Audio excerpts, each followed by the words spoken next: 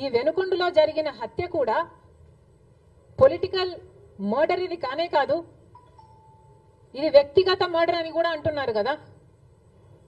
మేము ఏదో సాక్షి మీడియానో లేకపోతే టీడీపీ మీడియానో పట్టుకొని మాట్లాడడం లేదు. మా ఎంక్వైరీలు మేము చేసుకొని న్యూట్రల్ మీడియాతో లోకల్ గా మేము మాట్లాడిన తర్వాత మేము వచ్చిన కన్క్లూషన్ ఏమిటి అంటే ఇది వ్యక్తిగత మర్డర్. మొన్నటి వరకు కూడా హత్య చేసిన వాళ్ళు, హత్య గురైన వాళ్ళు ఇద్దరూ వైసీపీతోనే ఉన్నారు. మరి అలాంటప్పుడు ఇది పొలిటికల్ మర్డర్ ఎలా అవుతుంది? ఈ పొలిటికల్ మర్డర్ అని మీరు చెప్పి మీరు ఢిల్లీకి వెళ్ళి ధర్నా చేస్తున్నారా? దేనికి? మీ ఉనికి కాపాడుకోవడం కోసం.